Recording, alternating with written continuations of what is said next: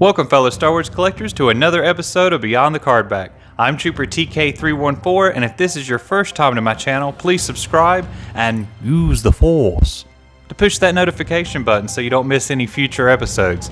Today, as you can see, we're taking a look at the Star Wars Black Series Hyperreal Darth Vader. Let's go ahead and take a look at the inside of the box. And here's the inside of the box, and just like Luke Skywalker, you could use this one as a display piece if you didn't want to take the action figure out. You have Darth Vader displayed over here in a nice dynamic pose. You have his alternate hands over here and various artwork of the different poses that you can put this action figure into. My first impression out of the box is how much heavier he is than the Luke figure, which would make a lot of sense since he's a bigger figure. The next thing that jumped out to me was how pristine, detailed, and shiny the armor is. The cape's very nice as well. It's a little wrinkly because it came out of the box. I'm going to put a little heat on it to get the wrinkles out eventually. And there's a crease in the front that I can't get to lay right. But other than that, it's a very nice cape, and the robe around his belt and his chest plate is very nice as well. He's a very intimidating figure, and as he should be since he was an intimidating villain. Let's go ahead and jump into some articulation. Starting with the head, there's a lack of articulation. Pretty much the only movement for his head is a 360 rotation. You can get him to look up a little bit and look down, but it's nothing huge, like not a drastic movement. But what he lacks in articulation, he makes up for in detail. The head sculpt is on point, and I don't know if the camera is picking this up or not, but there's a little bit of a red tint in his eyes, which is reminiscent to A New Hope. The mask detail is amazing. You can see the grooves in the grille and the ventilation system. The silver paint is on point. There's no bleed over effect or running onto another part of the helmet. One thing that I would have liked to have seen with this figure would be the ability to take off this dome part so that we could see the back of his head and see the scar like we did in the movie. Moving down to his arms, you're able to go up, but you're hindered by the shoulder pad, which is actually connected to his breastplate. Both arms do move out at a 45-degree angle, once again hindered by the shoulder pad. Moving down to the elbow, you're able to get a little bit more than a 90-degree bend, and that's on both sides. But you want to be careful because you don't want to bust that rubber suit right there. There's also a swivel at the elbow, and you can feel it click at each interval that you want to put it to.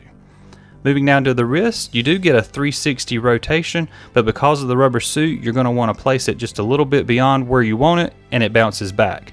Moving on to the torso, the breastplate armor is highly detailed. As you can see, it's a combination of a gunmetal gray and that gorgeous shiny black plastic. Looking at the chest box, it's very detailed as well. Some of the paint apps do look a little sloppy though, and as you can see, the red buttons and the white buttons show just a little bit of paint flakage. But the underrobe is beautifully tucked under the breastplate, flowing down under the belt and past his feet a little. The belt itself is very nice with the two control boxes, and on his left hip is a hook for his lightsaber. And if you look very closely at the belt, you can see grooves that give the realistic look of leather. Articulation wise, there's none in the torso. Looking at his legs, you see the continuation of the rubber suit down to his boots, and he does have a piece of black shiny plastic for a shin guard, and if you look on the back of the boots, there's actually some straps giving the illusion that it's holding on the shin guard, which I think is a nice detail. Another detail that jumped out to me was the boots are rubber, but the soles are actually the same shiny material as the rest of his armor, so it's a great contrast between the two. Moving on to articulation, he is able to kick out 90 degrees on both sides, and to kick out to the side at about 45 degrees each way. You don't want to put too much pressure on that rubber suit or it'll split the seam right there. Moving down to the knees, you get about a 90-degree bend, and there is a swivel. I can't tell if it's in the knee or in the thigh, but it does click into place at each interval. Moving down to his ankles, you do get a nice flex up, but it's hindered by the shin guard, but you do get a great flex back, and there's a forward-facing pin for rocker. Darth Vader comes with 3 alternate left hands and 4 alternate right hands, and they go on just like Luke's. You just select the hand that you want to switch out, pull it off, you'll see the exoskeleton, switch out the hand, line it up, push until you hear a pop.